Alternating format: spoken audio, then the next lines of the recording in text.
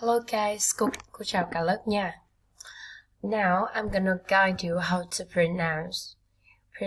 pronounce all the vocabulary that you learned previously. Bây giờ cô giáo sẽ giúp các bạn ôn tập lại cách phát âm của các từ vựng ở Unit 2. Lesson 1 nha. School. Unit 2.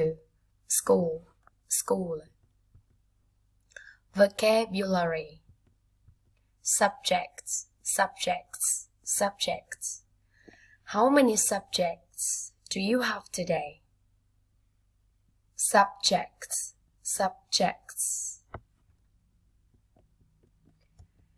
Geography.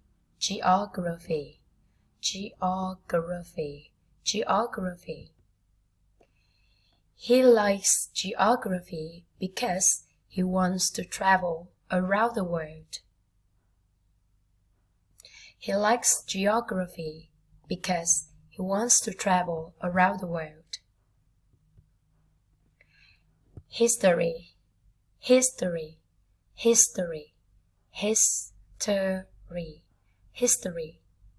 Các em tuyệt đối không đọc là history nha. History. He is doing his history exercise.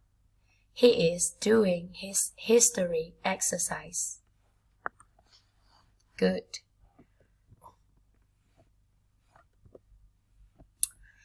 IT là viết tắt của hai từ khá là dài và khó đọc. Information technology. Information technology.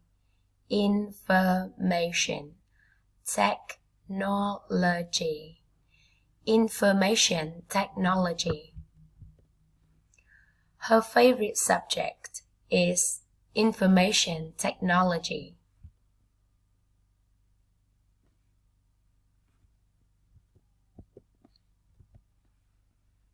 Literature.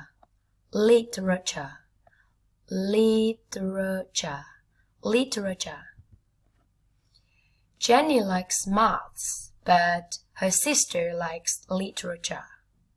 Jenny likes maths, but her sister likes literature.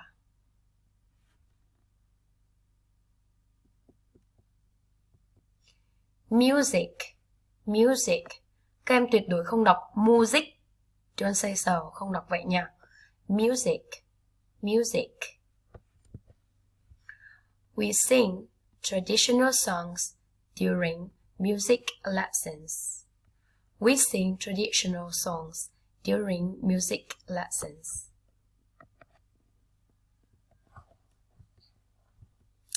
Đây cũng là một môn học khá là khó đọc và khó nhớ. Các bạn nghe thật kỹ và luyện tập cùng cô nào. Physical education.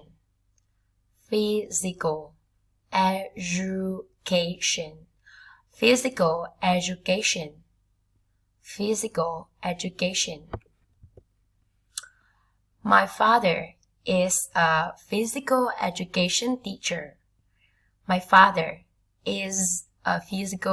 education teacher. Good. Physical education. Maths. Anh các bạn có thể đọc là maths. Và anh Mỹ các bạn hoàn toàn có thể phát âm như sau. Maths. Or maths. It's okay. Đuôi S ở đây các bạn đọc là S. He is good at maths. Các bạn giỏi về cái môn học nào đó, giỏi về việc gì đó, các bạn sẽ có cấu trúc là good at. Các bạn nối âm các bạn có thể đọc thành good at.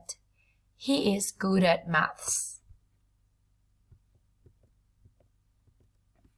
Physics. Mặc dù chữ S nhưng mà các bạn đọc thành âm Z cho cô nha. Physics.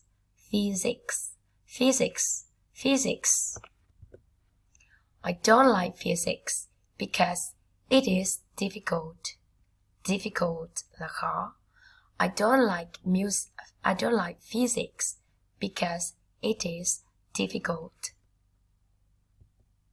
Okay, have fun guys. Các bạn nhớ luyện tập nha.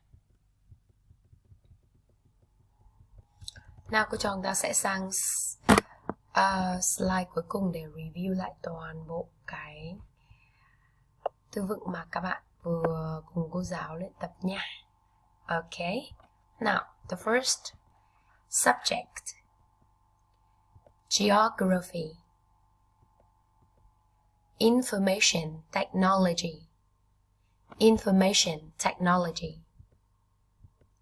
literature, literature, music, music,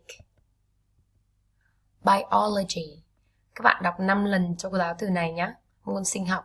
Biology, biology, biology, biology, biology.